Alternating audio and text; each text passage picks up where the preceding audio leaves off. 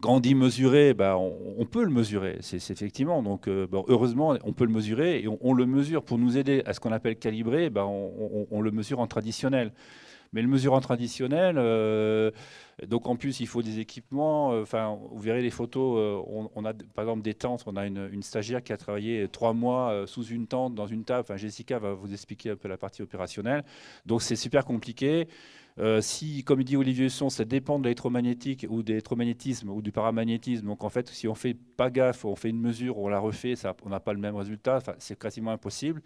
On travaille aussi avec Pierre-Emmanuel Ratig et Naturetti qui ont fait beaucoup de formations et qui étaient très frustrés parce qu'ils ont fait des années de formation, ils ont vendu des dizaines de mallettes, des 50 mallettes, et quand ils font le point X années après, personne n'utilise la mallette de mesure en fait parce qu'ils la trouvent trop compliquée. Donc en pratique, c'est pas jouable et donc il fallait travailler sur autre chose.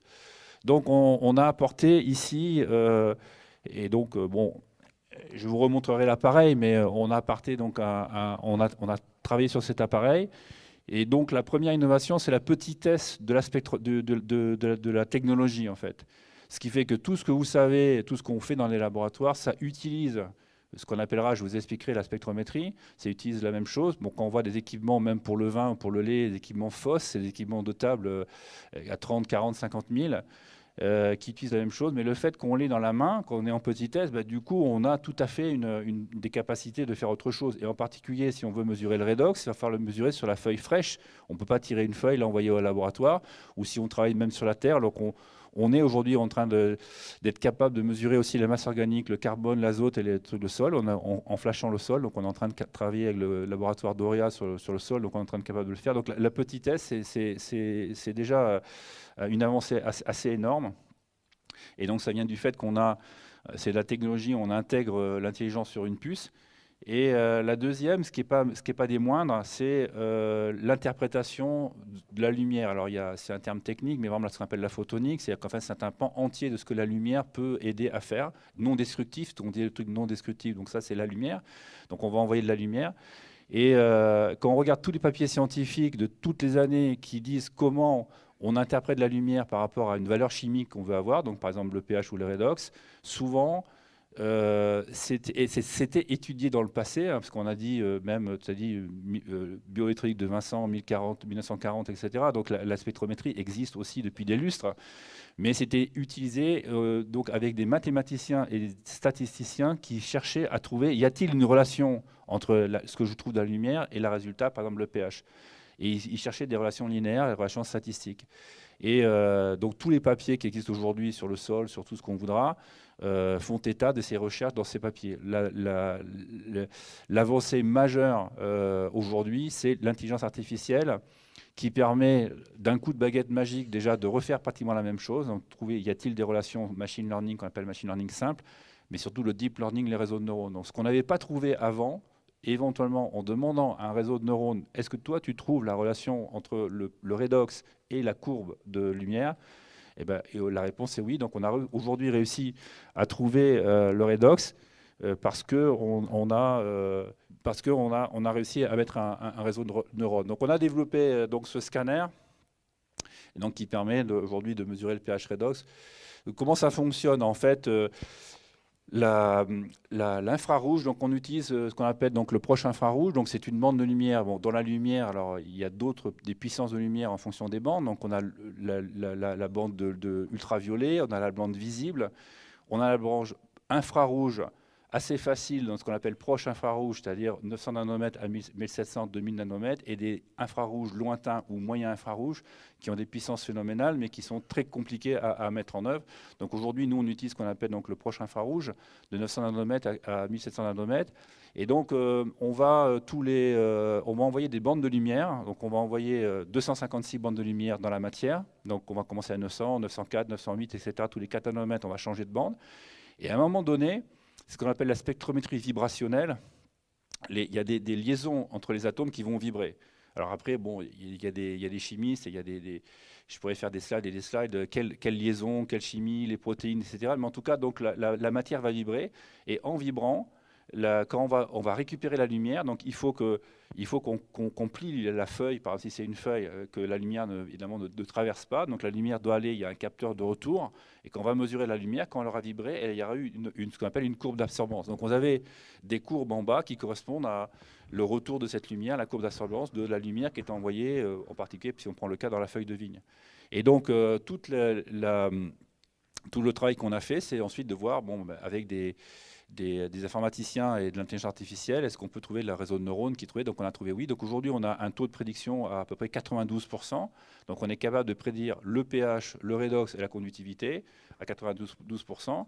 Donc quand vous cliquez sur la feuille de vigne, alors le spectromètre travaille avec un téléphone, donc vous voyez, vous pouvez opérer, etc. Et ça envoie la courbe, la photocopie de la matière au modèle qui donne le résultat. Et instantanément, vous avez pH, redox, conductivité.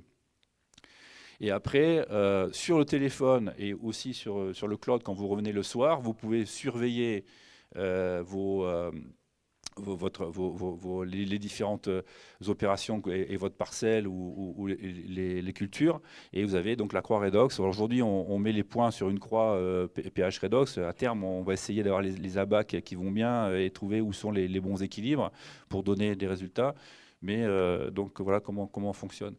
Alors on a, comme je sais qu'il y avait les journées précédentes sur la viticulture, et comme c'est la viticulture qui avance un peu plus, on va pas, j'ai mis des slides viticulture, mais on est, encore une fois, on fait le blé, le colza, le maïs, l'orge, on travaille sur la tomate, enfin on a des amis qui vont travailler, donc on démarre sur la tomate, on va travailler sur les poireaux, les pommes de terre, les endives, les pommiers, voilà, donc on va travailler sur pratiquement les cultures de manière à donner un outil efficace qui permettra d'avoir le résultat. Donc ça, on a commencé déjà en 2021 aussi grâce à nos amis d'Estendon, et puis on avait un premier démarrage avec le groupe bordelais avec Jessica, donc c'était une première chose. Donc on voit par exemple, voilà, on présente la feuille devant le scanner.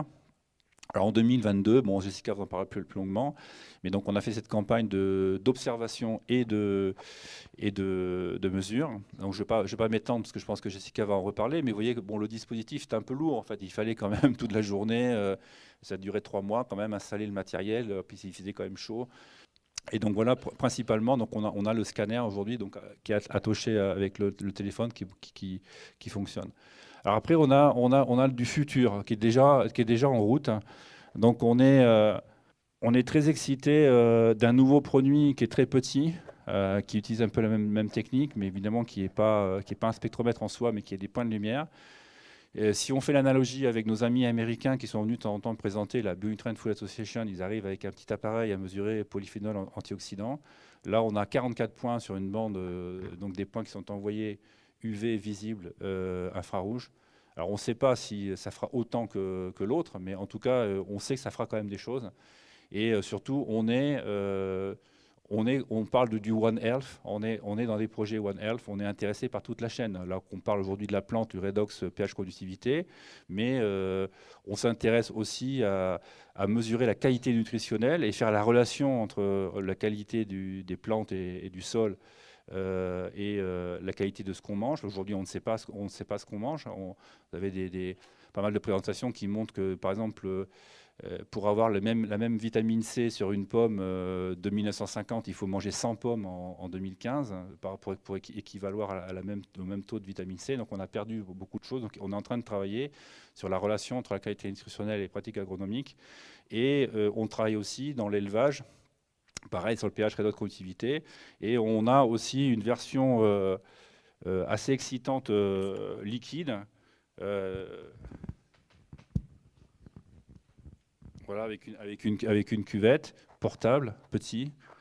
Et on va commencer à travailler sur le pH redox conductivité de l'eau, aussi pour voir, parce que l'eau c'est important.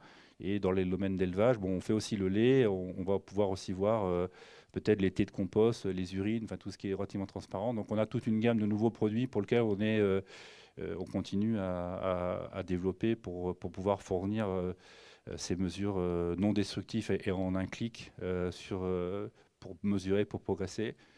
Et donc voilà.